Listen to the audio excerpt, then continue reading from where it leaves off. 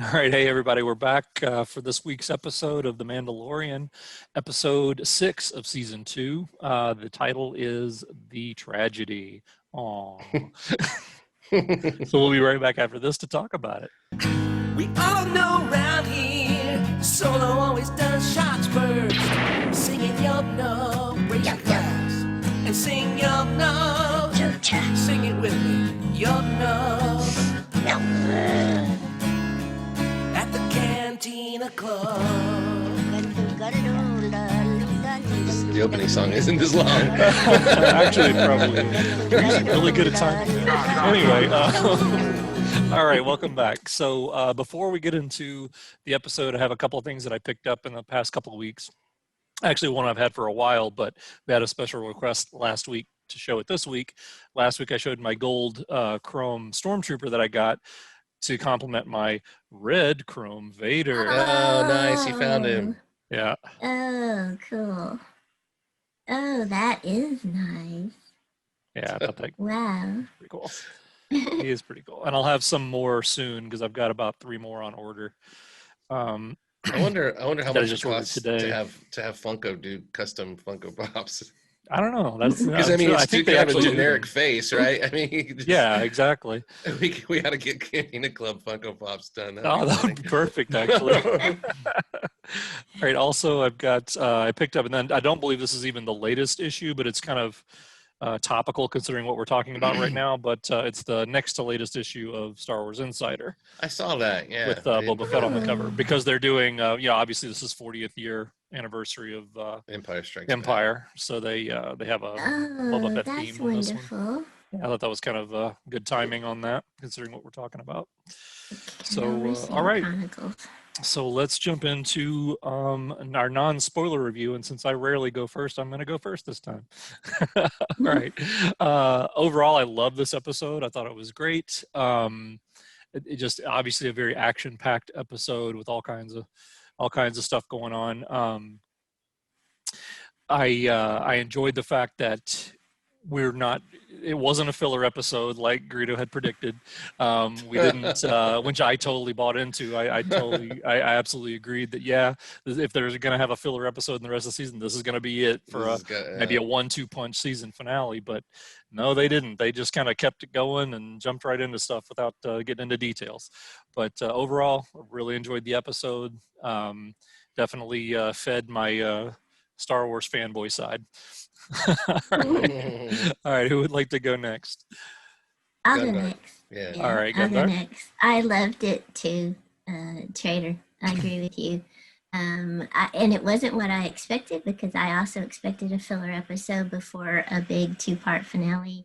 And I was really surprised at how this pushed the overall story arc forward. And then also did some things, you mentioned fanboy dreams. It isn't like the last episode, The Jedi. This did some stuff that I've dreamed of seeing on live action Star Wars TV since I was a kid. So it was great for me, just about as good as the previous episode. Nice, very cool. All right, Crispy Greedo. I'll keep it brief.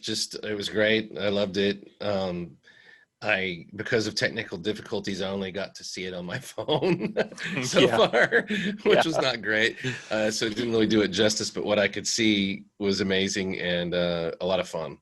And I think that's the point I'm going to take away from all this, that even in an episode called The Tragedy, this show is still fun. It's only going to get so dark. It's really more about the fun side of things. And you just got to kind of, as I've said over and over again, relax and just enjoy the ride for what it is. And this one was a heck of a ride, basically. So Yeah, it absolutely was. very enjoyable. Okay. All right, and you know what's coming next? Spoiler warning, spoiler alert, spoiler alert. So from this point on, we're going to get into the details and all that. So if you haven't seen it, turn it off. Go watch it and come back. All right. So basically, this episode was pretty action-packed from beginning to end. We jump right into the continuing story of what Ahsoka basically instructed Din to do with Grogu, is take him to Tython to the top of this mountain, that's old site of a Jedi temple, and let him commune with whoever's out there, basically. And that's what we immediately jump in. We're flying into Tython right at the beginning of the episode, and the first thing you see is him circling the top of this mountain, which I thought was really amazing. I know we were all three kind of shocked to see that, man, they're just jumping right in. We already there? Exactly. We're already there. We expected that to be I honestly thought that would be a season 3 thing. So that was the big shock, really, is that they were already there. Yeah, exactly. We're in a Jedi temple. We're at the homeworld of the Jedi Order. Right, the homeworld, exactly. Well, I was geeking out just from the fact that, like I've already mentioned, I think in the last episode, that that was a planet that was also featured in the Darth Bane trilogy that I read earlier this year. So that was kind of neat. So that side of the expanded universe side of me was geeking out on that too. So, so that was cool to see that as well. Can I say something before we talk about more about the planet and the scene at the Scene Stone? That opening scene before they arrive, when they're in the Razor Crest and Mando is talking to Grogu and calling him Grogu multiple times for the first time, testing out his name and chuckling whenever he responds. And I loved it. Yeah, the reaction was perfect. Yeah, and he'd look up and he just takes such delight in that child. That scene was kind of heartbreaking to me. It really was. He has that monologue where he's not just speaking to the child, but really he's speaking to himself about what he's trying to do. Take the child to the place where he's going to have to let go of him, to contact the people that he really belongs with. And he tries to tell him, I can't train him. And I feel more like he's speaking to himself in that scene. He's trying to acknowledge he's not even looking at the response. Right. It's like he's just trying to convince himself that this is what has to happen. It's a classic setup to me of showing what shouldn't happen. He's saying all this stuff and he's wrong. He doesn't know it yet. And he's not engaging. I don't think the child wants to go with the Jedi. I don't think he had a great experience in the Jedi Temple. And it's set up to me a foreshadowing of what are the Jedi really that great at in Star Wars? Are they good babysitters? Not so much. I mean, Obi-Wan did come through and it counted babysitting Luke, I guess. But he was definitely in the hands off, for however many years, letting the years go by. And then based on all the relationships of Padawans and masters that we've seen and everything, I think it's setting up a foreshadowing of the Jedi maybe yet another kind of unexpected or disappointing thing that isn't the way the child's supposed to go. So yeah, I felt that was a really appropriate opening scene for an episode called The Tragedy, because it had a kind of sweet but real deep melancholy to it, where it's headed towards separation and loss, and that was a really nice opening. And then suddenly we're just at the Jedi Temple, just shocked. It's right there. I love that line. I love that line too. Don't you want to learn more of that Jedi stuff? Yeah.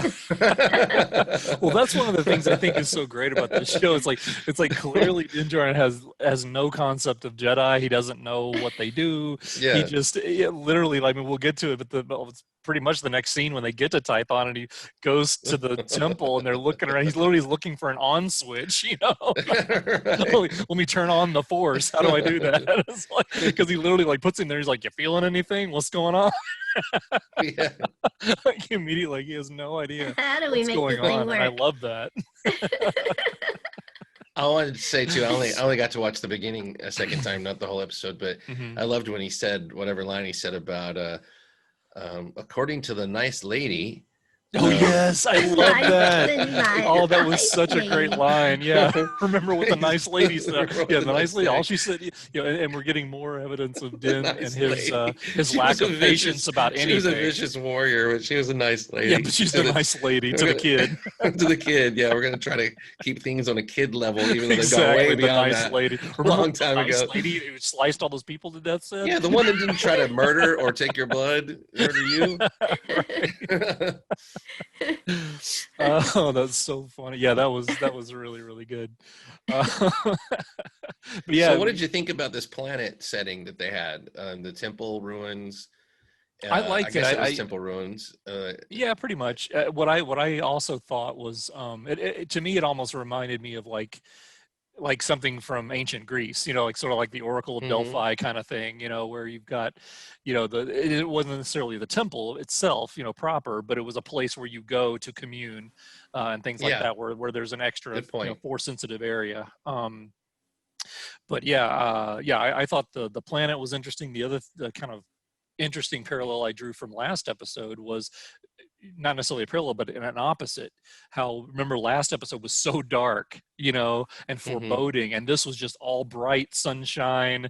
It was interesting. I thought that was kind of neat how they can go just back and forth like that. Just this dark, ominous episode, and then more of just everything's Yeah. bright and sun in your face kind of stuff.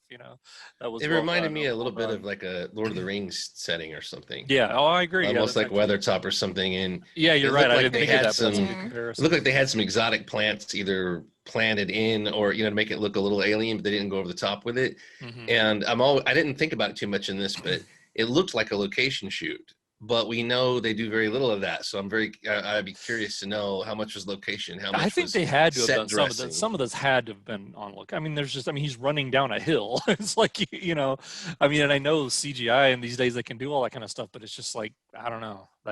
They had to have Also, shot a lot of this I on. wanted to bring up one thing real quick: the butterflies. Did you guys notice the butterflies? Yes. Yes. Yes. So what hasn't there been butterflies in the past to symbolize the Force? Hmm. And then we had the owl in the episode with Ahsoka. Right. That's There's from Mhm. there's Rebels. always little there's always little creatures that kind of bring a message or like messengers of something. What Like when was it that harbingers of something. Yeah. when was it that the child messed with a butterfly before? Didn't I'm it trying to was remember. Was it in the sanctuary episode when they went to that planet that, yeah, there where? was frogs for sure, and there might have been. I think that I was just thinking that butterfly symbolizes the life connection of the Force.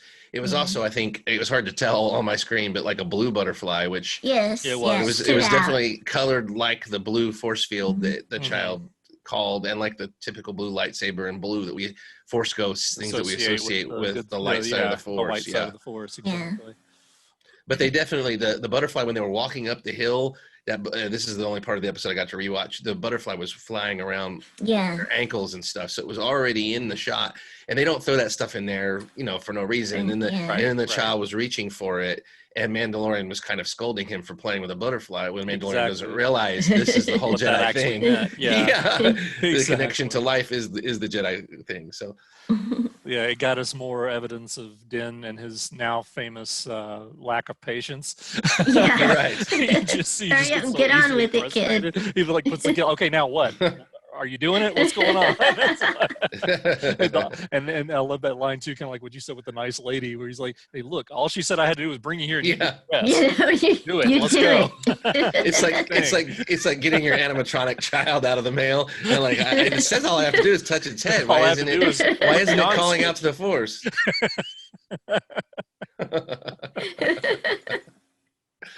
That's awesome. Yeah, Gundark, any thoughts on the sort of the temple area, the communing area? I loved the fact that it looked like an ancient henge, like a Mhm. Stonehenge Right, type thing, because we've seen that in other stuff where they evoke, you mentioned Lord of the Rings, Greedo, they kind of Yeah. evoke a British medieval type setting. And I loved the part with the butterfly because the emphasis of Mando's reaction is kind of the way we tend to think Force is like this big thing that you get on with it and it's part of this epic fight, between good and evil. But the child is a little creature, and the child just playfully reaches out to another little life. And you know what it reminded me of? Thinking of Lord of the Rings, it reminded me of that wonderful scene in Fellowship of the Ring where Gandalf is trapped atop Mhm.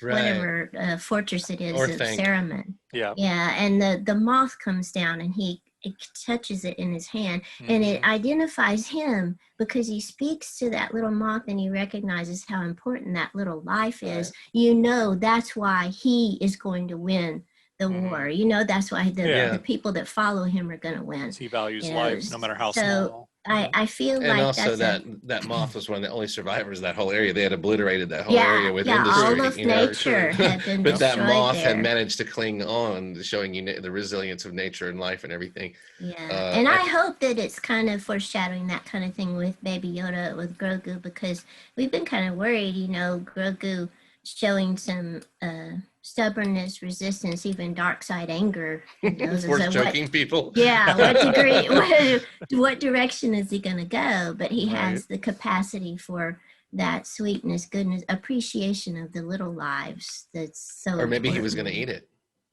That could be true. Maybe he was trying to snatch it out of the air to He eat eats it. everything else. Yeah, he eats, That could if it be. fits in his mouth, it goes in. That could be. But then the blue light starts, right?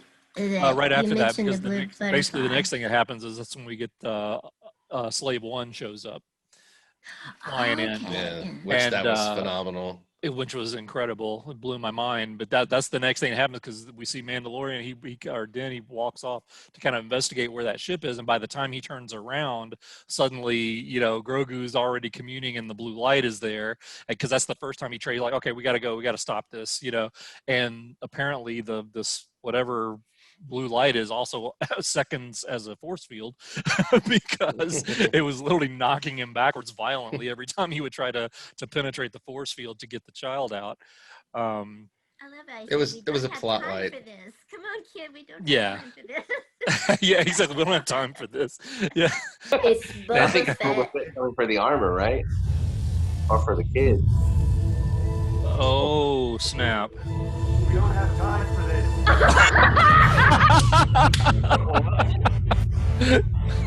We don't have time for this.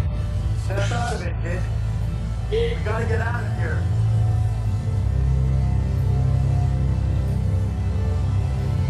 And I love his immediately the way he was trying to adapt to the situation, because he'd be like, okay, you know what? I'll buy you some time. And then he goes off basically looking for who landed in that ship. And it turns out it's, of course, Boba Fett, who immediately tries to shoot Mandalorian, probably more with warning shots than anything, because what he wants is his armor back, which I think Greedo actually predicted that was what was going to happen, that he was going to actually track him and try and get his armor back, which is, you know, exactly what happened. I didn't know he would track him or anything, but I just brought up in our last episode that so much of this show seems to revolve around, in the Outer Rim, people bartering. They're just constantly bartering and making deals all the time, right? And temporary alliances and things like that. And so as soon as they kind of did a misdirect with Boba Fett's armor, where you thought Mando was taking it back to some Mandalorians to give to them, but it never showed him give that to the Bo-Katan and those folks. So you assume he still had it, but they just didn't mention it again, really. So then I started thinking, well, if he's got it, and I was under the bad assumption that Boba Fett had left that life behind of the armor and everything, and he had gone native on Tatooine. He'd given it up, yeah. Yeah, they'd walked away from it. But then I started thinking about it. I thought this whole show is about bartering. And it's kind of like that point I brought up that if Bo-Katan got hold of the child, well, you have to think of bartering. You know, Mando wants it, and the bad guy wants it, and he has the Darksaber. So that, you know, there's a chance to barter there. And so I started thinking, yeah, that armor, this could end up being, I thought it'd be at the end of the season, which we're close, but I thought that Boba Fett would show up, you know, they'd end up in the same spot somehow. I didn't think Boba Fett would track him down. Yeah. And then he would offer him the armor to get him on his side to get the child back. We all thought the child was going to go to the Imperial hands at some point, because there hasn't been another plot set up for the whole season to rival that for a culmination, you know, for the end of it. Right. But yeah, how cool was it to see Slave One show up like that, and through the visor vision or whatever? Yeah. And the way they set it up, they only gave you a couple of seconds to realize a ship is coming in and to build that suspense of who it is, and then they showed it to you, and it was, and then you're dealing with just the coolness overload of seeing the Slave One in flight coming in. The Boba Fett television show that we wanted since we were kids. Yeah, that's pretty much it. Yeah, we actually watched it yesterday. So I'm, this whole Boba Fett situation is just, there's so much unanswered still. Not that we necessarily need those answers, I don't guess, but it's interesting that, we found him on Tatooine. It's been, 6 years, but yet he still has Slave One. So Right. apparently he can come and go as he pleases. So my perception that he's been stuck there for 6 years is probably incorrect. Is it just that he happened to be back on Tatooine when Din was there killing the Krayt Dragon, and we got that cameo, but yet he still looked like he was out in the desert going native? That's where I'm just kind of confused, I guess. I don't know if anybody else has any thoughts on that, because I after that first episode, I thought, okay, so after the Sarlacc pit, he lost his ship, he lost his armor, he just went native, he's living like a Tusken Raider basically, and that's it for 6 years. But apparently not, because he's still got his ship and can still track and can still fight, as we will get to. He hasn't lost his skill. So what do you guys think? I have no idea. I hadn't even thought of that. Why was he still on Tatooine for that period of time if he had Slave One? I mean, he couldn't just be looking for his armor that No time. way, And yeah. And he would have approached the Marshal before that if he knew the Marshal had his armor. So That's what I the was thing. curious about. Yeah, as badass as Boba Fett showed himself to be still in this episode, he would have walked into that bar and just ripped it off the Marshal's body. He wouldn't have waited if he'd have known where it was. Well, my thought is that town is a remote town. Sure, They made sure. a point of that on Tatooine with not much communication, and just a mining thing. And he just may not have gone there. Yeah. And he may not have talked to anybody from there that brought up the armor. And maybe the armor just wasn't a priority for him. And maybe he assumed it was Maybe he destroyed didn't- in the yeah, Sarlacc, didn't or know left it. in the Sarlacc. Sure. Also, I also wondered about you remember the Krayt Dragon was in a former Sarlacc pit. It made me wonder, that wasn't the pit of Carcoon, I don't think, or they would have mentioned it, but could it have been? Yeah. Could the Krayt Dragon have I gone wondered in about that myself. and Yeah. eaten the same Sarlacc? And so then Boba Fett said, oh, well, the whole thing's over. The Sarlacc's dead and gone. And so maybe he just is my moved on. armor. Yeah. But there's obviously a story there, like, did he start a family? As weird as that sounds. What is he doing? Yeah. I got this impression that he was wearing a Tusken Raider mask and actually blending in with the Tusken Raiders. Yeah, I thought that was an interesting But idea. maybe not. They didn't show anything like no, that. that's what I'm saying, but I think that's an interesting concept that you have.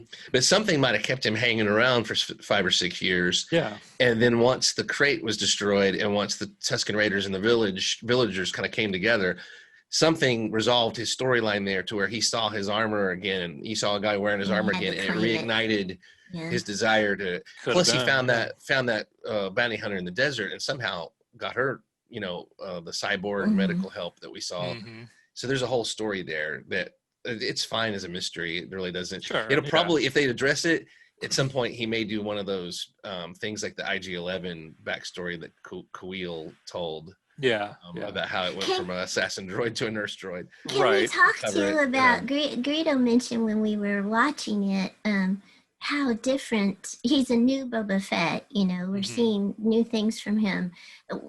He seems kind of transformed to me, but not in an inconsistent way with what I could imagine could be an overall story arc for him. And I'm thinking about going back to the Clone Wars animated series, and I've seen enough of that to have seen the episode where he was featured as a child cadet, a clone cadet, trying to kill the Jedi, trying to kill Mace Windu, and committing horrible terrorist acts and Right. and killing people to try to get revenge for his father's death.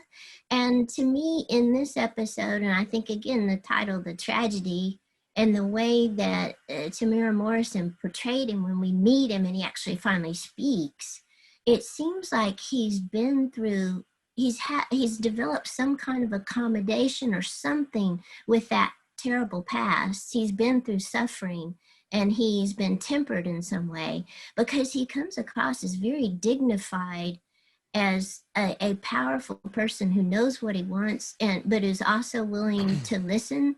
He said, "Put down your weapons and let's have a chat." Right, exactly. You wouldn't think of Boba Fett saying that ever. Yeah, Right. He seems very matured, and Yeah, well, I think Greedo said it best yesterday. I believe we were talking when he was summing it up by saying that he saw that Boba Fett has a sense of honor that we didn't necessarily think that he had before. almost kind of like, like, well, I'm just going to kill Mandalorian, and then nobody will know that I had a promise made to him. So, nobody's the wiser. He seemed more like the Lee Van Cleef spaghetti Western character, the one with a very limited moral code, morally limited, as opposed to Clint Eastwood's type of character who is, they're very similar, but there's a point that Clint Eastwood's characters usually won't cross, that Lee Van Cleef is more greedy and more, and if nobody's looking and nobody knows that you broke your word, did you break your word? Exactly. What I mean? That's what I thought Boba Fett was like. And also Boba Fett, even though he worked within an organization, it always stood out as a loner, and nobody, he was usually standing alone, just looking cool, being an intimidating presence and everything. Nobody's going, except for the dancers occasionally, nobody's really going up and buddying around with him, Right. And this Boba Fett, you see his face from the beginning. That changes everything, because he's no longer just an impregnable. Hidden behind a helmet, he's no longer an enigma. And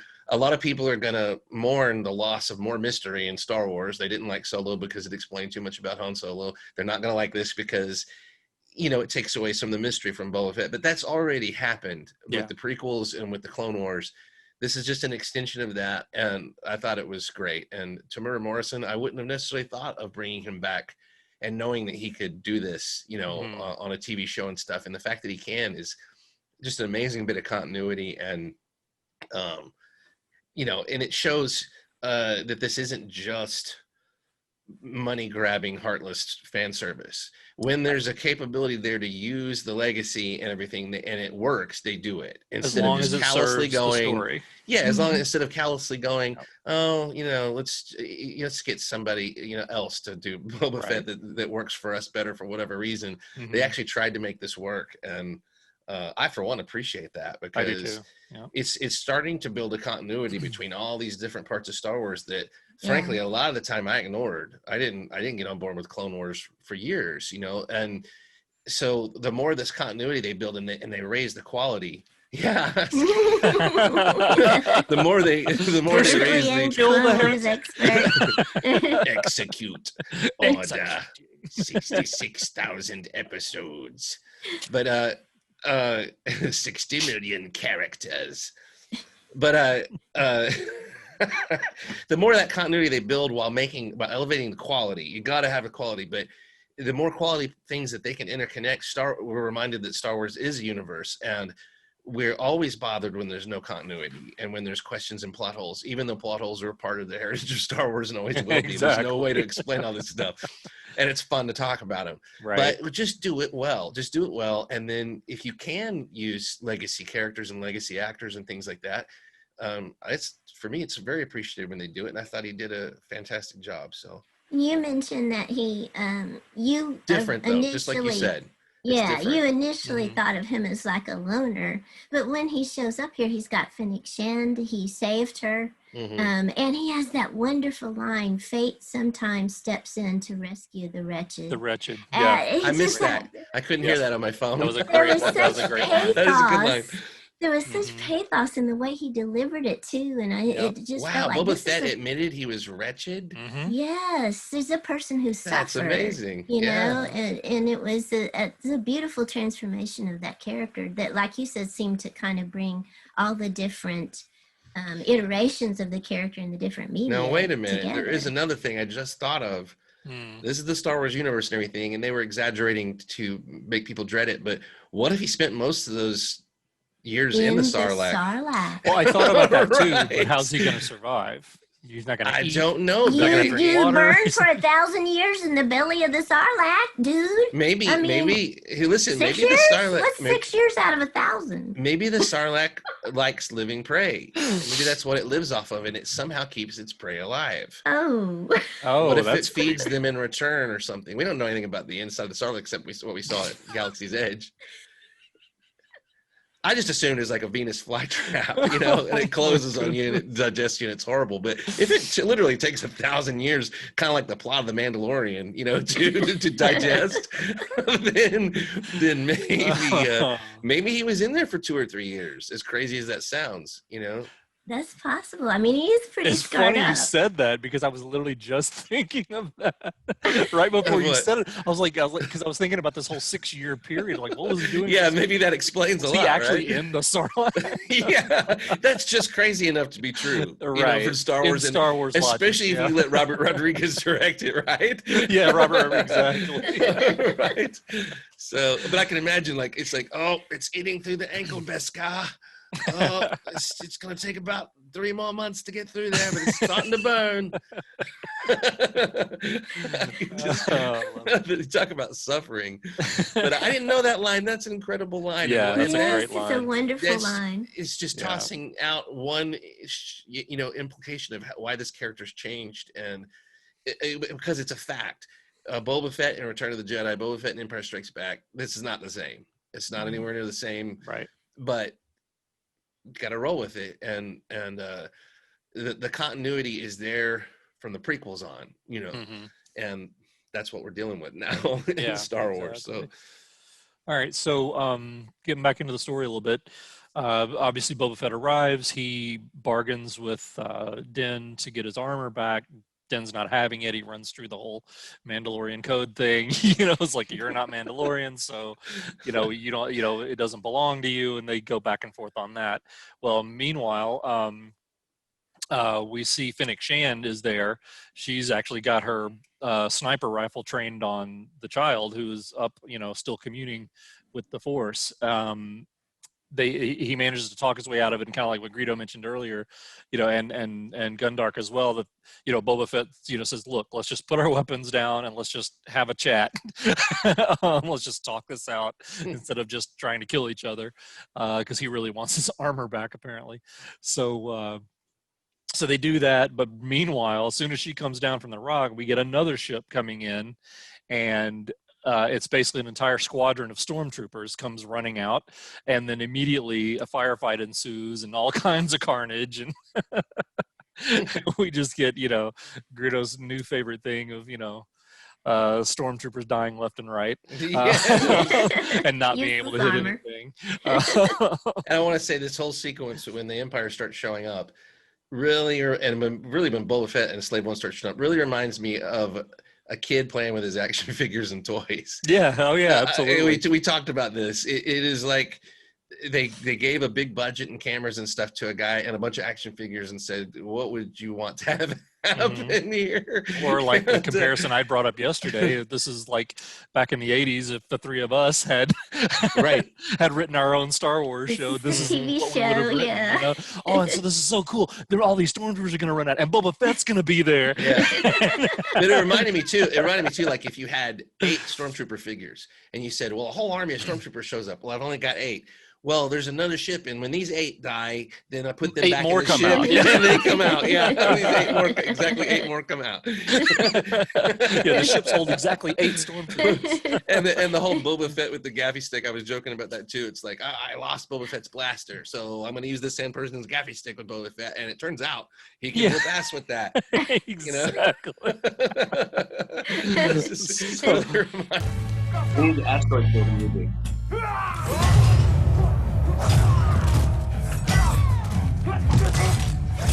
Why are you running after the gun?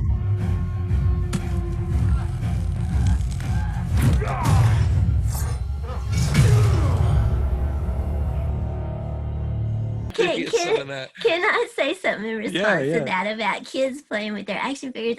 The directors of the various episodes of Mandalorian, especially if you watch that Star Wars documentary on Disney Plus about the making of this show, they're all are people that grew up with Star Wars and that have had dreams of, making their own Star Wars episodes. And it seems to me like this show proves that maybe TV is the best medium for directors now who have grown up with Star Wars and who want to have a chance to make an homage and to kind of re-envision it and play with it.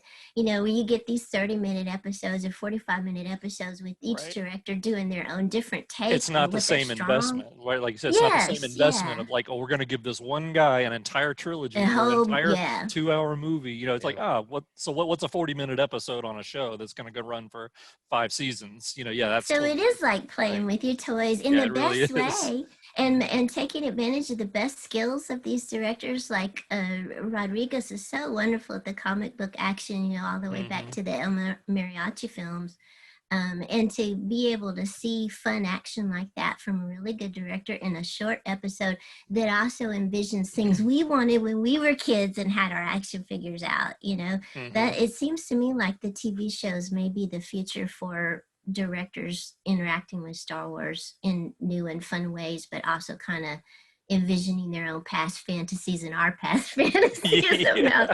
And also, they're not making the mistake, and correct me if I'm wrong, the only directors who have written their own episodes are Filoni and Favreau, as far I as I can believe so, see. yeah. And you would assume that even though we've questioned the plot of this show heavily, because I really don't think I just don't think that's their strong suit, nor is it intended to be. I think they actually intend to kind of fly off the cuff a little bit with their plots, but I think in their minds they have this, and they probably have the.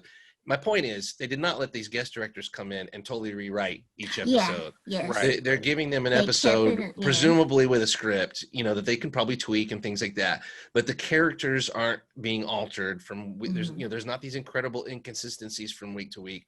They are addressing plot holes and things as they go forward, and we assume the master plot is in place, and they're not allowing, no matter how creative these people may be, they're not allowing them to come in and assert their will to that degree. They're respecting the story and all that, and there is a story. There is Yeah. something to keep them in line, which you know, we're not convinced that happened with the sequel trilogy. So Yeah. And they're respecting the legacy characters, just like Greedo said. It's what a wonderful way to reintroduce a legacy character in an I thought it episode was. like this. It was. Yeah, it was It definitely was. the way to do that.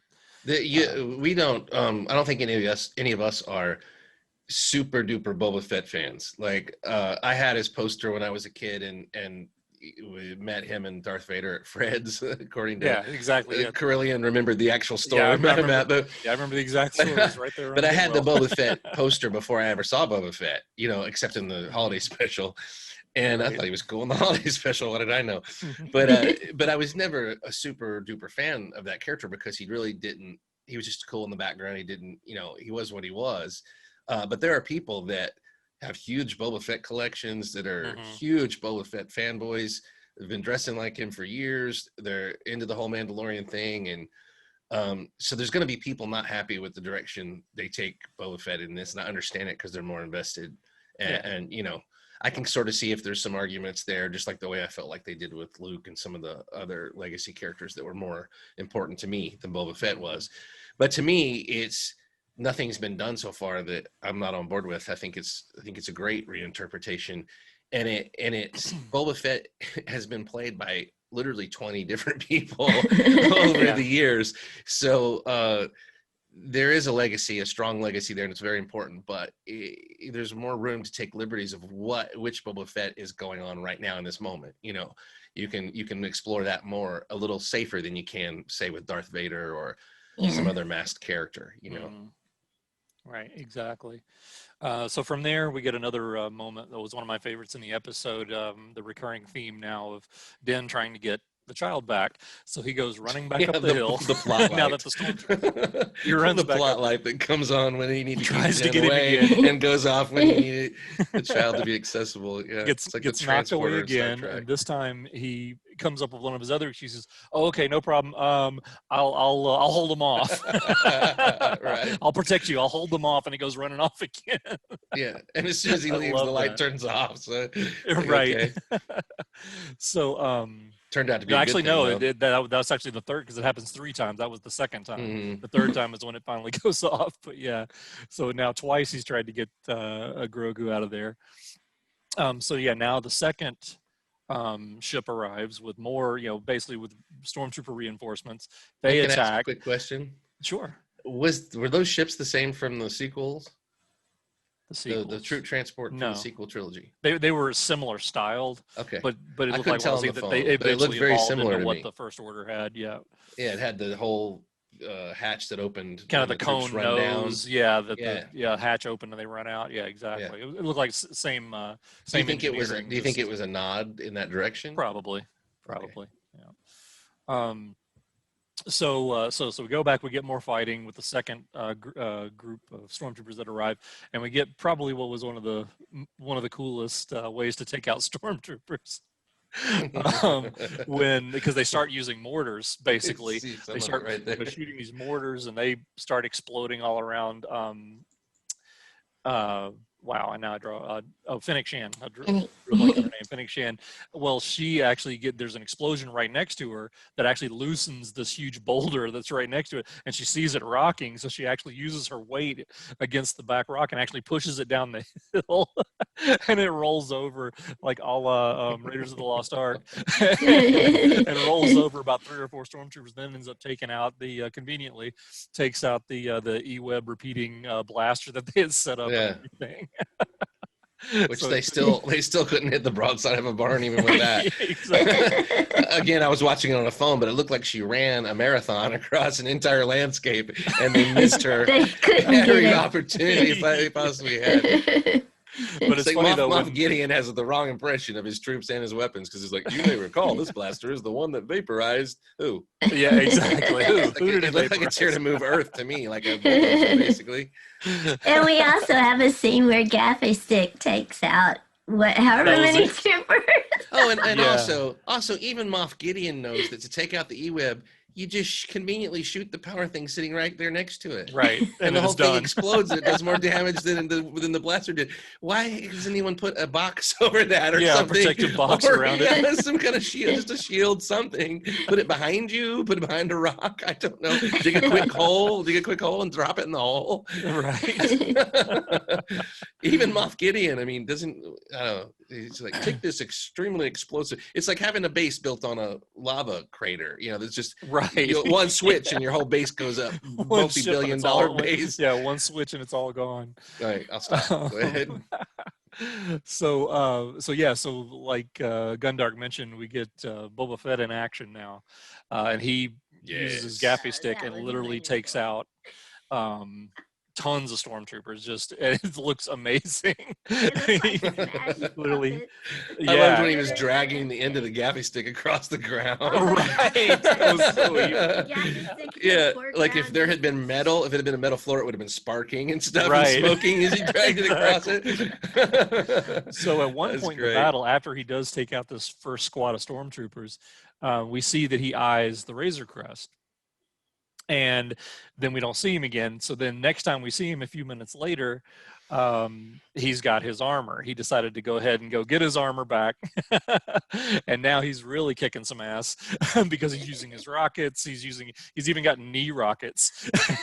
He's got a bunch of stuff that the Marshal didn't know the suit could do. Evidently. Exactly. Marshal had no idea. Because he never used it.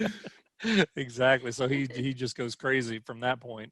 Well, now we get to an interesting spot where and I got another question. I was watching it again on my phone, but did he punch a stormtrooper in the stomach and then launch a missile into him and fire the stormtrooper across the landscape?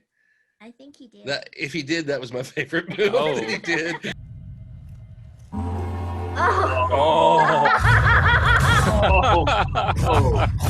Damn, yeah. Wow. Oh. The kill count. The first 30 seconds. Good Lord.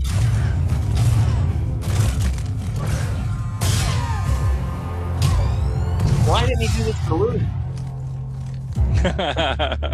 Oh my goodness.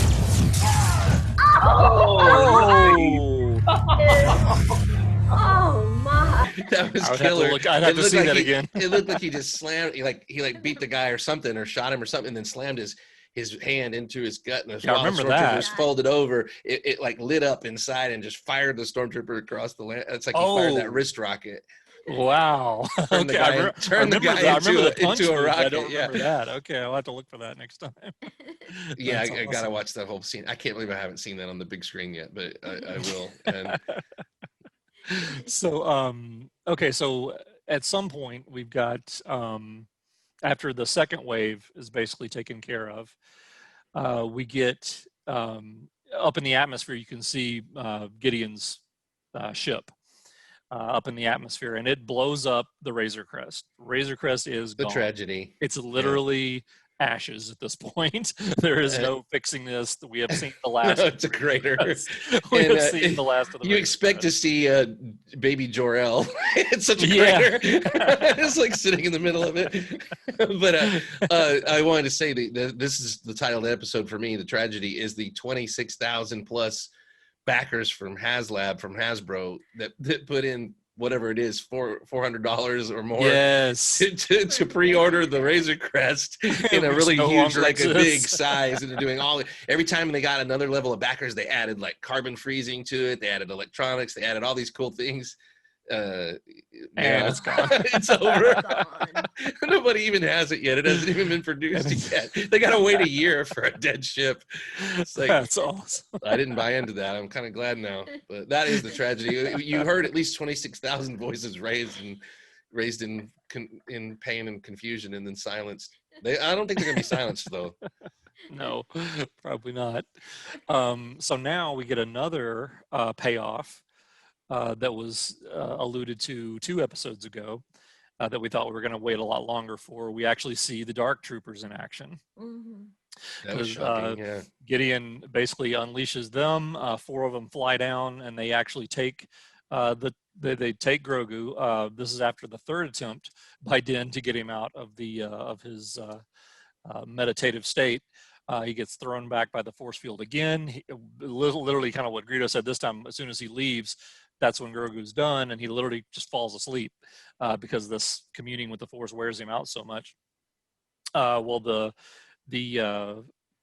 4 Dark Troopers, a la the Nazgul, just kind of land on top of Weathertop there, and they come walking in, and they grab him and fly off. This causes Boba Fett gets in Slave 1, starts chasing him, but they basically call him off because they don't want any harm to come to Grogu.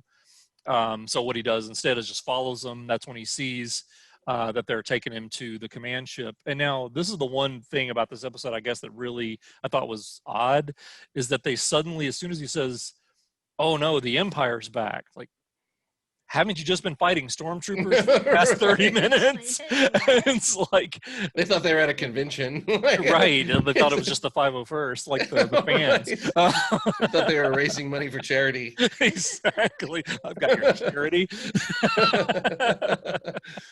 So yeah, I just thought that was kind of interesting. They made a big deal out of that because he not only does he Ask say, Mandalorian. "Oh The my Empire's goodness, everywhere. the Empire's back. Who's back? Oh, the Empire. What? No way!" Like, what have you been doing this entire episode? Is it fighting the Empire? Yeah, but he's Well, in the Sarlacc pit. For Yeah, and I will say, sure. if he's from Tatooine, the Empire left at the end of Jedi and pulled out, and it hasn't been around, according to the Marshal and all those people. So it might be a little more newsworthy. to But he Boba just Fett. took out 20 stormtroopers.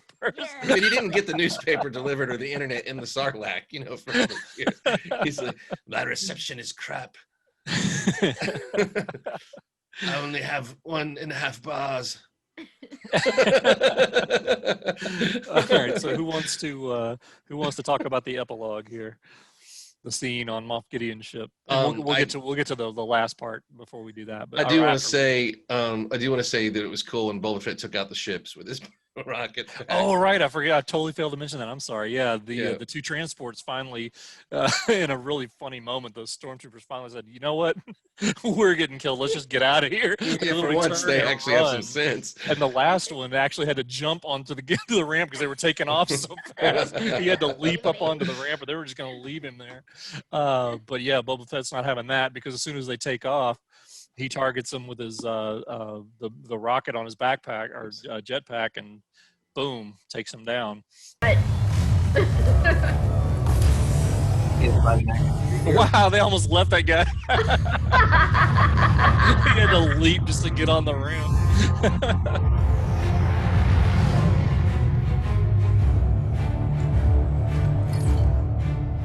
Oh, golly. He's not about living Oh, that live like that. man. Oh! Oh! He got them both! Wow. I was aiming for the other one. Yeah, and he says I was aiming for the other one when he got the lead one that crashed Yeah, into exactly. into the other one. hmm That was very cool. Right. Okay, so who wants to talk about the scene on Moff Gideon's ship? I'll let Gundark do that. I'll talk about that one. That was the background for Crispy Greedo is very disturbing. Yes. Yeah. Oh my God. Okay. Yeah. Yeah. That whole scene just got my blood pressure going up with Baby Yoda. I mean, Baby Yoda. Well, first you get aboard the ship and you don't see that they have Grogu captured yet. You get somebody coming to Gideon and he goes to the cell where Baby Yoda is being kept, and doesn't he? Is it before or after that where he says to send the message to Dr. Pershing to tell him that it's at the end of the episode, tell him that we've got the donor. Right. And he goes to see Baby Yoda in the cell where he's kept. And the cell even is reminiscent to me of Princess Leia's cell in the Death Star. Yeah, it was very similar. Yeah. And Baby Yoda, though, is kicking ass when he gets in there with the Force, throwing stormtroopers around again like puppets and little dolls. And then, most disturbingly, double Force choking, 2 of them at the same time, and smashing them together. So we get a sense of what Baby Yoda can do if he's unleashed. Really the best part is the sounds, too, of the stormtroopers suffering.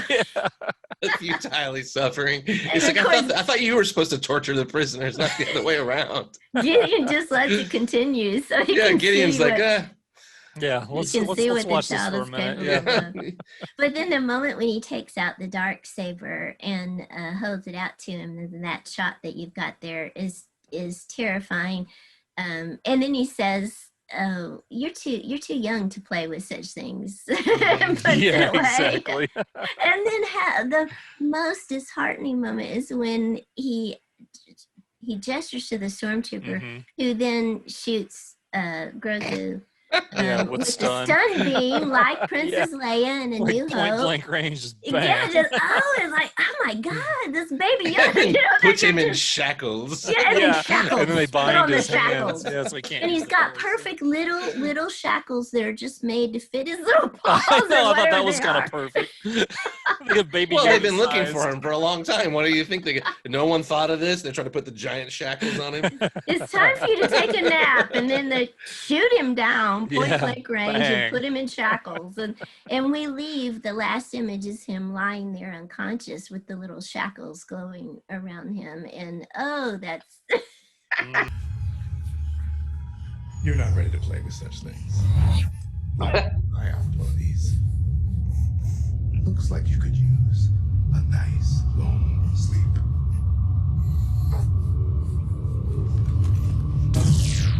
Damn. Oh. Put it in shackles. Wow. Okay. When we come out of hyperspace, send an encrypted message to Dr. Pershing. Let him know we have got our donor. Yes, sir. Okay, and there's a couple of things I don't understand about that. Yeah. He taunts the child by saying, "Don't you think you need a nice long sleep?" And then they put him out. Well, isn't that the last thing you want him to do, is sleep and get his energy because back? he'll get Right. strong. Yeah, if you know that much about him, why are you letting him do that?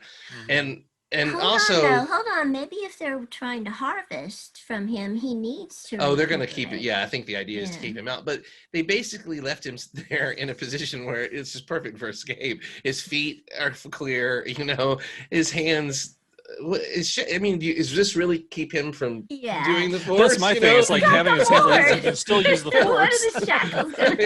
Is he a magician now or what? He's David Copperfield. But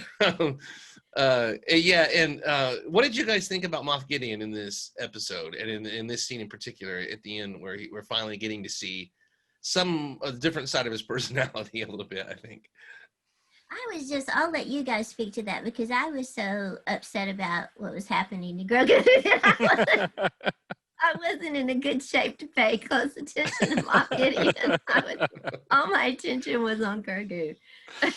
Yeah, I I enjoyed it. I mean, we already know that he's a very arrogant character.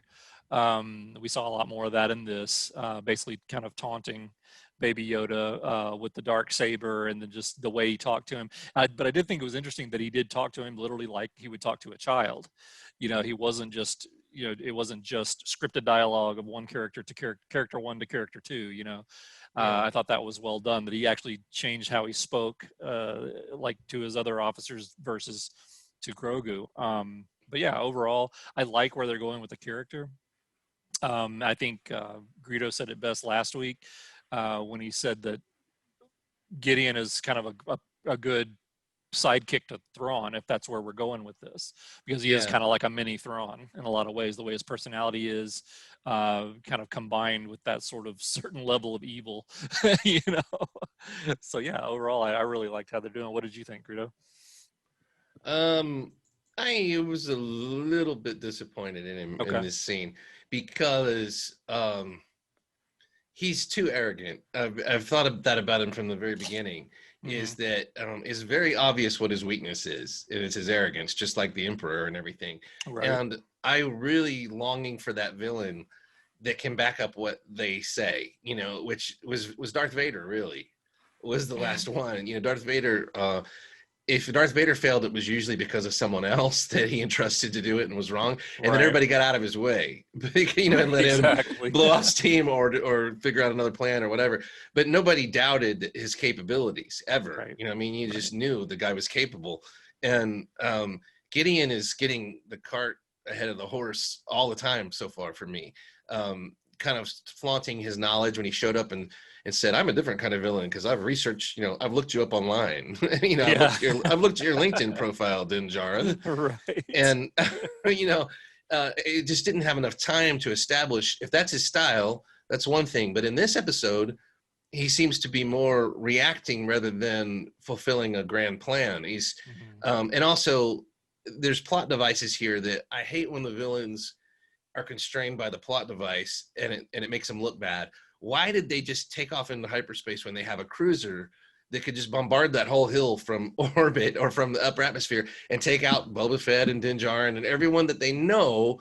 I mean, Gideon's not stupid, right? So he's got to know these are the only people left that care about this child that could show up and interfere with him. Plus they could go to the Republic and ask for help. Why not kill the witnesses? You have the capability. Yeah. I think that just tends to show the short-sightedness of Moff Gideon, because if you even think this also kind of looks back at a scene that happened earlier in the show, when all the stormtroopers were surrounding, again, I forget her name. I don't know why I keep forgetting her. Fennec Shand. Yeah. When they surrounded her, they're like, "Look, we don't want you. Get out of the way. We don't want you. We just want the child." Like they could have taken her out too, but they didn't. And so I think it just kind of is reflective of their own short-sightedness, basically. Yeah, I just I want to see. I would have rather it been like they ran to the Razor Crest to pursue, and the Razor Crest then got nuked, and it shows them on the ship going direct hit. They're all dead, and they leave.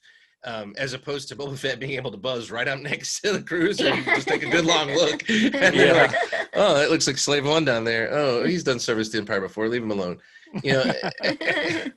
I don't know. And then his attitude in this scene. I love Giancarlo Esposito. I mean, who doesn't? I mean, the guy's brilliant. And I love that they let him have some personality here. So I'm conflicted because he's enjoying himself and getting to smile a bit and have the upper hand and taunt the child. But my kind of hopes for his humanity as a villain with some humanity and who's balancing his dark side with some possible humanity kind of went out the window a little bit, because he really seems to be the kind of villain that's just enjoying villainy for the sake of look, I got the Darksaber, look, I got your child, look, I got and enjoying that maybe a bit too much. But who knows how long he's worked for this, so maybe he needs to enjoy the moment a little bit. But I even think bringing out the Darksaber in front of the child was short-sighted, because the child's got the Force. He could have just shoved it right back into the blade into his face using the Force, when he was reaching out for it. I half expected that to happen. I mean, it's just kind of a dumb mistake to make unless you've read the script, you know. So I blame kind of the scripting, and this is my problem with the villains in the show is they've not been written properly. And you know, he hasn't been ruined or anything for me by any stretch of the imagination, but it's a tough thing because the more you expose a villain and the more you expose something, the more chance it has to be overused and it loses its effectiveness. But we still need some more from him, I feel like. And that scene, it established mostly for me that he has a personality and he is enjoying himself, and that he had some kind of previous relationship with the child, which we suspected, but they know each other. You know, they've seen each other before. And so that's an interesting thing to speculate about, and that may come into play in the future. But as far as from a villain standpoint, I still don't understand why people will follow a guy to the point of committing suicide who acts like he does at this point. He hasn't shown me that. You know, I want to see that part of his. I want to see a villain like that, and maybe they are kind of saving it for Thrawn, but you just don't get better than this actor, you know, playing a villain. It just doesn't happen. There is no one. You can look around anywhere you want. You're not going to find anybody better than him. So I would throw the A material at this character for sure.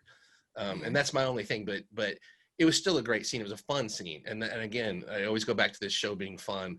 And taunting him with the Darksaber was pretty damn funny. I mean, it's just, and also he looks great with the Darksaber, doesn't he? Yeah, he does. I mean, it's like they said, we're going to bring the Darksaber in the show now. What villain do we design to look great with a Darksaber? Right.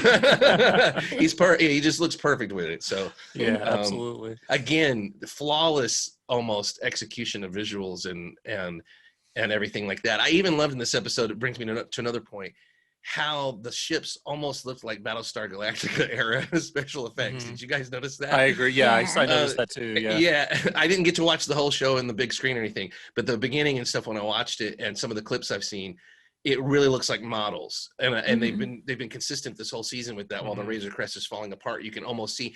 And like this, I rewatched the episode with the Biker Scouts.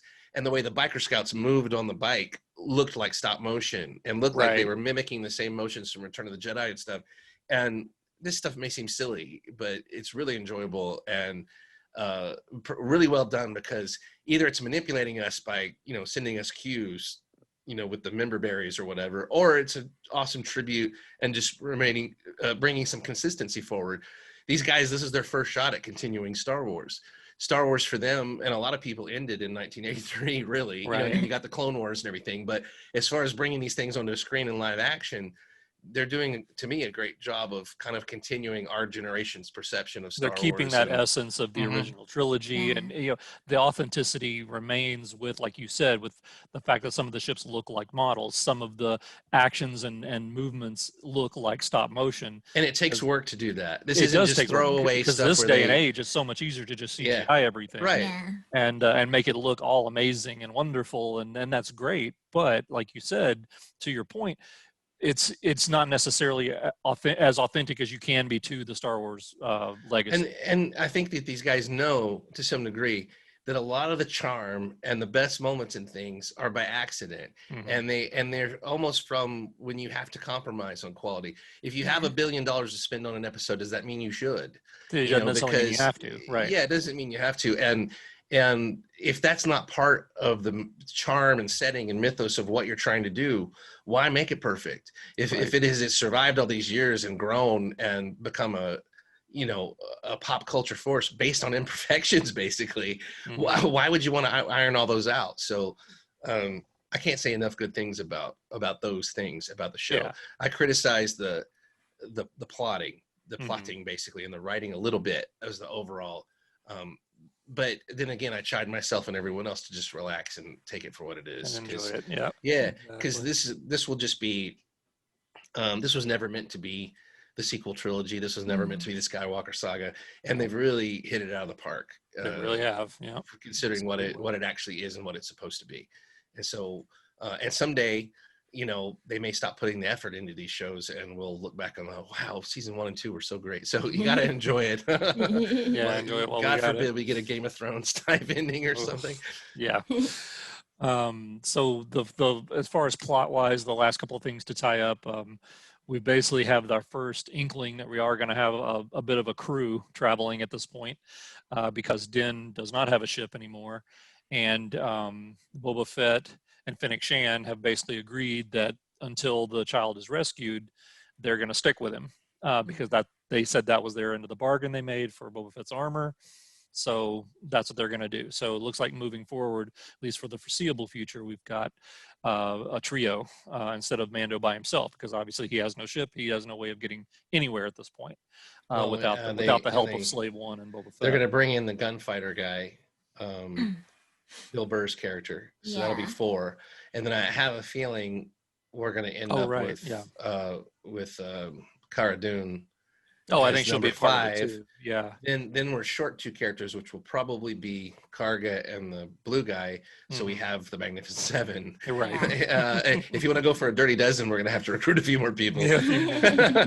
But yeah, no, that's a good point, because that also alludes to the other scene where they go back to the planet with Cara Dune, where she's Marshal now, and apparently she has, at least from what I gathered, she has officially taken up alliance with the New Republic, because he was commenting on the disc that the pilot had left a couple episodes ago, and she was basically saying, I do answer to someone now, so I can't just do anything, so obviously there's some sort of official tie going on there now. But it sounded like he got her attention with the last thing he said when he said they have the child. Because up to that point, she was like, "Well, yeah, I see you got a problem, and I'd love to help." But as soon as they said they've got the child, she's like, "Okay, let's do she this." she gave that look like, God help whoever they are. Exactly. It's like, why didn't you lead with that? Right, exactly. Like, I'm in. That's why I think she's going to be involved at the very least. And you would think in at least one of these 2 episodes, we'd get more of Carl Weathers. Yeah. And there's always the possibility that those characters from those other kind of bounty hunter criminal characters who were captured at the same time could tag along. There's always going to be a couple of characters tagging along unwanted. So we may see some of those guys again. And we've got Bo-Katan out there, and what is it, the Night Owls, her group of Mandalorians. And then we've also got a potential Jedi that Grogu reached out to. We don't know if he contacted someone. That's looking more and more like the end scene, of the second season, maybe. To maybe set up something. For season 3. Yeah. Like the final shot is, whichever Jedi this is. And again, there's this possibility. I just know that the Jedi, the way they've set this up is classic. This is not the way the child is supposed to go. The way they've set up the foreshadowing, the scenes. Ahsoka refused to train him. Ahsoka is as close to a gospel truth character as we're going to get, I think, in this series, as far as one, we're not supposed to doubt anything that comes from her. She's a solid character, established character. So I just get the feeling that since she couldn't train him, I just don't see another Jedi being willing to train him, because she's not a true Jedi, really. But I don't see another Jedi really. So it leaves us with a cameo, and then the child rejecting the Jedi, or someone bad. Someone bad answering the call in the Force, because there is this fight over the destiny of the child. Is the child an experiment? Is the child a force for good? Is the child a force for evil? And so I really wasn't thinking about this before, because all the bad guys are covered, but you actually could have someone like Mara Jade. Could this be their chance to bring someone like Mara Jade into Star Wars canon, who was Emperor's hand, or who are the guys from Rebels? And this is established in Rebels, the same people who are bringing us this, the Inquisitors. The Inquisitors, yeah. So there are dark side users potentially out there that could respond to this, and we could end the season with the child back in jeopardy in the wrong hands. But I just get the feeling, the way that the Mandalorian presented the case for going with the Jedi, that it's going to go the opposite way, and that he's fighting his own instincts to keep the child, because he thinks it's the right thing to do for the child. Well, it's going to be shown that it's the wrong thing to do. And either the child's going to choose the Mandalorian, or he's going to want to choose the Mandalorian and be forced again away from him, to where Mhm. they got to be brought back together. But and also it's all started. This rant started because I wanted to mention that Boba Fett hanging around brings up the whole interesting thing of if it is Mace Windu. Mace shows up. Windu. Yeah. Right. It's Yeah, been. the internet is exploding with that theory, by the way. Oh, really? I didn't know that. I've avoided the internet like the plague because we've been behind on these episodes. On my YouTube feed, yeah, it's literally like everything's like there'd be like a dozen a day. Oh, like, can you imagine Star Wars Jackson theory, and Mace Tamara Windu, Mace Morrison Windu's rolling back, Mace down? Windu, Mace Windu, yeah, over and over and over again. I just saw Samuel L. Jackson on a Christmas commercial for something. Yeah, I did too. Yeah, It's like, what is he doing right Die now? Hard commercial. Yeah. Right. Die Hard commercial. Surely he would show up for at least a cameo on this, You'd think. But I do think that theory took a shot in the butt, like I said, because we've had dead people coming back Too many. constantly. Yeah. Yeah, and he'd just be another one. It's like, how many? What is anyone dying? No one actually. Even died and Moth Gideon's another dead guy. or the that came back. prequels. Yeah, it's just full of dead guys that came back this season. So I All don't right, see that happening. So let's get to our ratings. What did we think? Who wants to go first this week? I'll go first. Okay. I'll go 9.5. second. I do not want to be last again. 9.5. 9.5. 9.5 for Gundam. Yeah, All right. it's almost as good as the Jedi episode, but that episode just can't yet be surpassed for me in this series so Okay, far, but all right. almost. Rito? It's an 8.5. 8.5. Solid for me. Okay. Solid 8.5. I'm going right in between. I'm going 9.0. All right. It was a 9. Yeah, very, very good. What did Gundark say? 9.5? 9.5, yeah. Yep. Okay. Yeah, there's only a couple little things kept it from being a 9 or a 9.5 for me, and it was the slapstick stormtroopers mostly, to be honest. Which I still don't get, but okay.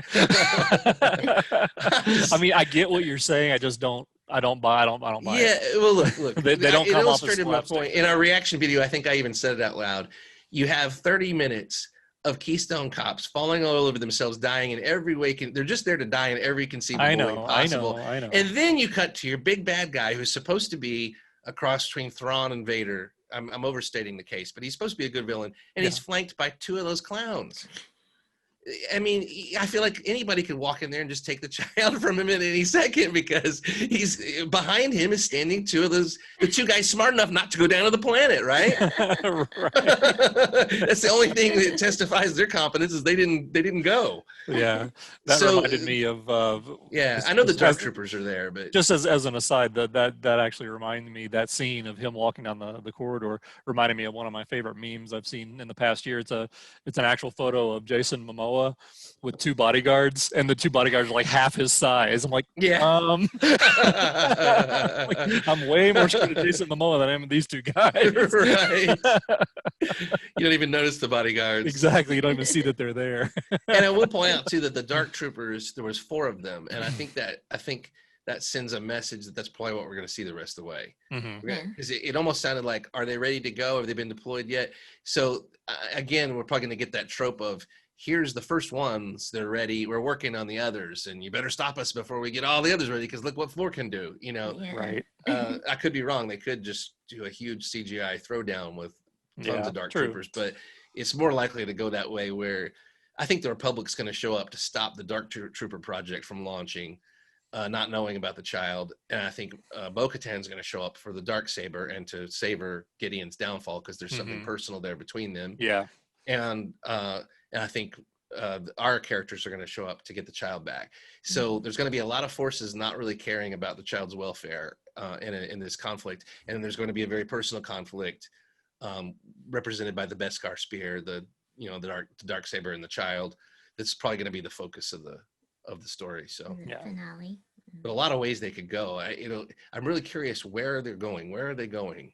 When we come out of hyperspace, send this signal. Where are you guys going? What are you doing? Yeah, exactly. I have a strong feeling that this is literally just going to be an actual 2-part finale. You know what I mean? As opposed to 2 separate episodes. It's literally going to be part 1. It's going to end with a to be continued, and then we'll finish it up in the final episode. So. I hope it's an original setting and not like Starkiller Base or something. Oh, right. I ask you guys this: do you think that Grand Admiral Thrawn will make an appearance this season, or? My instinct says no, but every time we've said, "Oh, that's going to take another season to get to," it's like Yeah. 5 minutes later they're already answering the questions. So Uh, I would be shocked if we saw a Grand Admiral Thrawn this season at all. Yeah. Grand Admiral Thrawn has got to be a major investment. Mhm. I don't think they'd cast anybody that fast. Do his costume design, do everything. Yeah, they could have done this last year though. And I think it would have leaked though too. I mean, I don't know. The child didn't leak. The child didn't leak, and that's one of the biggest things. We don't know who that the I've ever Jedi seen kept is. under I mean, I wraps. haven't looked at the leak, the official leaks, but I don't think anybody knows who the Jedi is. I think anybody's saying they know. Mm-mm. And there was also the leaks of Pedro Pascal walking off the set. That doesn't appear to have happened. No. I mean, the Mandalorian's heavily Yeah, I involved in everything never we've gave any seen. of that credence, because I saw all there was like about a week Yeah. there, 2 weeks where every, That was article all popping that up, was talked about. like, Yeah. Pascal quits the Mandalorian. He's sick and tired of this crap, blah, blah, blah. I'm like, Well, the thing they that's so said, stupid. yeah, and the thing That they is said not was the case. it'll change the focus of the show. Well, why? You can do the Why? Mandalorian Yeah. without him, except the voice. And if they're going to figure it out with him later, he can come in and dub the voice later. I don't Right. see them changing the writing of everything because of one actor when the character's They a wouldn't. composite, and you don't have plans to show his face anyway, if that's why he left. So of course you could replace him. I wouldn't want them to, but what was I going to say about Thrawn? My instinct is, of course, to say no as well, Mhm. but it's going to depend on who that Jedi is. Yeah. If that or force sensitive person that shows up, if it's Ezra or if it's Then anyone maybe related so. to Ezra, then yeah, it Then could yeah, be you'll see Thrawn probably. and they could have a lot more going on than they've let on. But I think it's too soon. Mhm. I think there's big plans for Thrawn. Oh, I think or they so wouldn't too. have dropped his name. Right. And I also think it's natural for Ahsoka to have dropped the name Yoda because she just stopped short of saying, "Look, Baby Yoda," Right. which would have been an actual natural thing for her to say. It's exactly. funny, but dropping names is important in shows like this, and so I just I think Thrawn's going to be a big deal at some point, whether it's this show or another one, Mhm. and they may use this show to launch some of these other shows. I and could things see like that. Yeah. Yeah, and then the Yoda reference could actually still end up. I mean, it's weird to think, but the blue force field coming from the rock is very reminiscent of Force Ghosts Force energy that we've seen associated with Force Ghosts and spirituality and mysticism. Right. And Yoda, lives in the Force another 40 or 50 years easily because he's. And we've also seen they've established now in the Star Wars universe that Force Ghosts can affect. Yeah. The outside world. Yeah. Right. I hope they don't continue that trend necessarily. Right, but they have. There's plenty for living characters to do. Yeah. Yep. I mean, how weird would it be if it was Ewan McGregor as a Force Ghost? I mean, it'd be too weird but this is starting to turn into a kind of a Marvel universe kind of thing with all these projects being interconnected. Yeah, if they do start a bunch of spinoffs on this, because I've heard the fan theories in the past week of, there's going to be a Ahsoka Thrawn Bo-Katan series, where they're all, going at it after each other, and bring Ezra into that, and not even have Thrawn in the Mandalorian. They just mentioned it to kind of jumpstart that other series and things like that. So, I mean, it's all just fan theories. Nothing's been, obviously. Yeah, and my theory is it will connect to that line where she said he was trained by many masters. Mm-hmm. Yeah. That leaves the door open for many, but it would be somebody less expected, but who was from the prequel era. Yeah. And the Clone Wars era. Yeah. And like you said, maybe it's that. Except he's Maybe, dead. maybe it's that guy. Yeah. Maybe he ejected at the last minute. Oh, I love the fact that Greedo was talking about that the other week. Like, who? Plo who? Another character with a comic book sound effect name. Plo Koon. He was actually a little bit more backstory on that real quick. He was actually Ahsoka's original master. Oh. Before Anakin. Before Anakin. He's actually the one. I don't know that he was necessarily her master, but he was the one who actually brought her to the Jedi Order.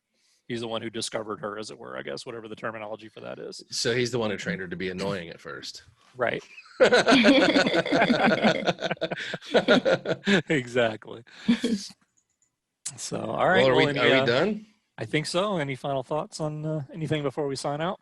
No, I almost think we ought to do a separate short episode for speculation because I really enjoy the speculation aspect of these these plots and things, but it can go on forever, you know, and I don't want to do that. I want to keep it focused, but I think it's interesting to make predictions, because we're getting these week to week, supposedly, right? Are they doing any delays in the broadcast schedule because of holidays or anything? No, I don't think so. no. Let me just So in double 2 check. But weeks the we'll release know. dates are, yep, December 11th and December 18th are the next 2 episodes. So That's we'll the know next 2 by Fridays. in 2 weeks. In We'll 2 know all weeks, this the stuff. season's So over. Yep. maybe we ought to, if we have time, we ought to do a quick speculation episode. Yeah. Those are always fun to see. The thing about this show is that it's been so wide open, that the directions they have gone have really kind of shocked us, because but when you look at it, they've stuck to a very simplistic storytelling, very simple, Right. straightforward. Go here, go there, meet this person, meet that person, trade this, trade that, and make decisions. You know, watch your ship and your HasLab project get blown to smithereens. So I think it'll remain on the simple, just like I've said along. It'll be simple and it'll be personal. You know, that this episode was great, and it was all personal. And it was very personal. You know, it was all shot close up, pretty much close ups, personal conflict. You know, and the characters coming to each other's rescue constantly and all that. And that's what I expect to see for the end. But they're setting up a way to converge all these kind of characters into an epic showdown. So they're be really funny if they showed the green guy like watching the battle on a screen. He's like, oh, there's Bo-Katan's forces showed up, and and he's just kind of watching it like a football game. He's drinking something, and you never actually see any of it. That would be hilarious. He just describes it. Nice. Anyway, that's all I got, I guess. All right. Any final thoughts, Gundark? I am just loving the show. I love this season even more than the last season. Me too. So Yeah, I like hope it more. keeps maintaining this quality. Sure. Yeah, exactly. Yeah, it's been great. I'm just looking forward to seeing how they're going to pay off the season, and kind of what sort of cliffhanger they're going to leave leading into season 3. And from what I understand, I haven't had this confirmed, but I heard that they supposedly started doing principal photography on season 3 right after Thanksgiving. Oh. So apparently wow. they're currently working on season 3 as we speak. So Wow, that's wonderful. So if they do cast Thrawn for next season, then we may start seeing that kind of stuff. Because you remember about this time last year is when we, right after, the season 2 was done, or season 1 was done, we started seeing the Ahsoka rumors, and then eventually the confirmation of that, and then the fan photos of what she would look like in the makeup, that kind of stuff. Did the Bo-Katan thing even get leaked? I think it did. I'm trying to remember. I think so. Maybe but closer Yes, to the it did. airing. In fact, it leaked about Katie Sackhoff playing the character. I remember. But was it well before, or was it closer to the airing of the episode? I think it was closer, wasn't Closer. it? Yeah, it was closer. I just think they've done a pretty amazing job of keeping They really the lid have, on yeah. most of the stuff. I think, the keeping the child under wraps was probably the biggest. That was, yeah. That would have been huge to have leaked out before. But nobody knew about that except for the production team. So that was well done. Yeah, All so right. we're all looking forward to the end of this one. I hate it's Absolutely. going to be over though, Yeah. because it's great. Yeah. It's great. I really wasn't on the edge of my seat waiting for the season to come out. I wasn't take it or leave it, but for some reason, I just accepted it as an enjoyable, sidetrack from the main Star Wars thing. But it's kind of grown on me a lot this year, as far as the fact that they've set it up where you could get filler or you could get an epic episode has made it more or less tolerable to wait for me. Like I think, oh, that's probably a filler episode. So I don't feel like I have to rush to see it necessarily. Right, you're not counting the minutes. Yeah, so it's kind of clever what they've done, but there's just enough anticipation in there where you're not going to miss it, within a certain time period. And right. But overall, the thing I love about it is all of the artistry of it. Technical artistry, artistry, costume, sound. It looks amazing. It's The technology of it, it's freaking amazing. And then I don't have a single bad word to say about the cast or any of that. They've just, anybody criticizing the show, including me, probably needs their head checked, because this is got to be one of the hardest endeavors you could do, right? Right. I agree. And to just make it enjoyable is such a triumph, to where anyway. I think a lot of it boils really down good. to, speaking of the artistry like you did, I think a lot of it boils down to the fact that, Favreau and Filoni in particular aren't coming into this with a television mindset. They're telling this at this point, almost like 16-hour movie, you know. Right. It's because it looks cinematic, you know. It has the grand vistas and the big shots that you would get in movies that you don't always get in television shows. So I think that kind of lends itself to what you were It's saying, a to cross between the a artistic graphic credibility novel, of it. Yeah. because they call it chapters of graphic novel, Mhm. and like the Lone Wolf and Cub movies that you could watch in a weekend, you know. Yeah. And they're like each one's like a different chapter, and you're not exactly Yeah. sure Mhm. what part in the timeline of Lone Wolf and Cub each one takes place in. You can kind of interchange them and watch them. Yeah. And it's really cool, all that aesthetic that they've done. But Right. mostly, to me, the incredible, I mean, just really incredible artistry, and the choices that have been made, and the people working on the show, which I haven't looked into. I don't really know anything about any of them, but they deserve a ton of credit. They deserve a lot of Emmys, Yeah. regardless of what you think of the quality of the drama or the overall, you know, how it compares in television history, anything. The artistry aspect of the show deserves every bit of kudos and awards that they could possibly be heaped upon them, just like Game of Thrones and some Yeah. others that are just stand head and shoulders above the others. Mhm. But and Game of Thrones might be a good comparison, because they did things I'd never seen before, from a television show, probably, that I off the top of my head. Yeah, absolutely. And this one is definitely like beyond the pale. Like, how are they doing all this stuff? and the fact that they keep it accessible without just overwhelming you with it is so amazing. And it just looks like a playground for Star Wars Right. fans. I mean, to me, this looks like Galaxy's Edge. Like, you could walk in and you want to go to those places where all the Mon Calamari Yeah, are working and and hanging out. and And you want honestly, to, you want to see the scenery change around you on that big screen. And I mean, it's sure, and that's what I'm it's saying. accessible. It's Like what you're accessible. saying, It's not- in real world terms, it looks like a playground for the actors, right. because they're not playing. This isn't, you know, the prequel stigma of we're just playing against everything is just a A green green screen. screen. No, it's yeah. They're literally interactive, yeah. playing against what they're actually going to see on screen. So Yeah, that's and got to help an everybody's actor fully get into costumed. character. There's people with the animatronic headpieces on, and there's puppets, and there's everything. I Right, mean, you're it's all not going reacting on to a right tennis there. ball on a stick. Yeah. Yeah, No, and they dress exactly. the set thoroughly and everything, and Mhm. then the set reacts around you. And it's like Carl Weathers said, it's mind-blowing at first, and then you settle in and you feel Yeah. like you're there. And what a huge advancement that is for green screens. Green screens Sure, have sucked absolutely. the soul out of so many productions. Yeah, you know? well, I actually read an article. I read an article last week. It's funny you mentioned that, because they were talking about how, you know, the death knell of the green screen, you know, is Yeah. this type of technology. Yeah, You know, that's going to take it to the next level. the really accurate, cheaper screens that you can put anywhere, and that you Yep. know, and projecting the stuff, and the work they're doing. I don't think any of us can ever appreciate the work they're doing with the lighting and everything.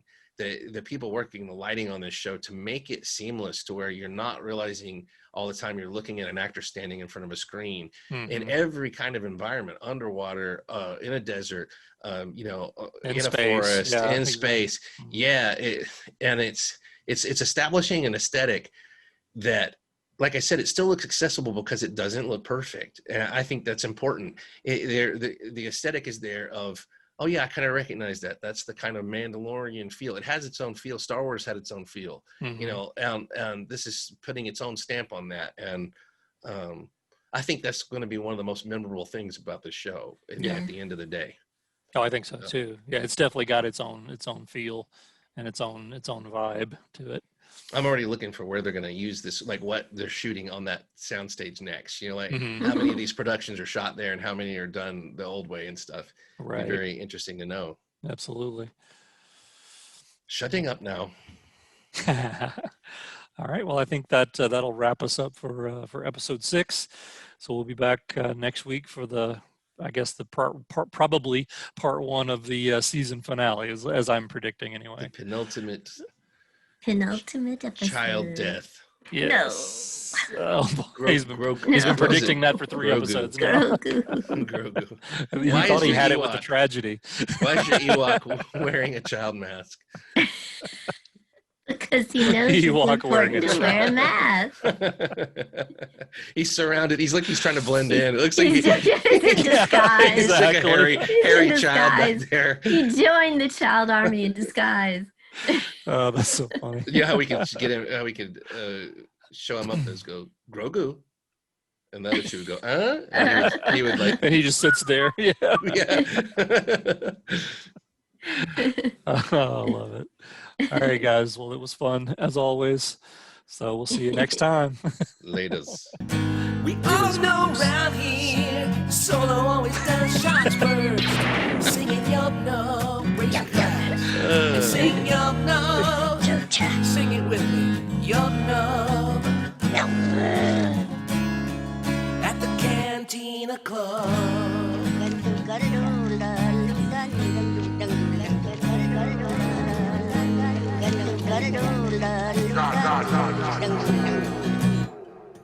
So yeah. What did Zayfa Beeble Rock say? I'm so hip, it's a wonder my something like it's a wonder my pants don't fall off. I can't remember what he said. Yeah.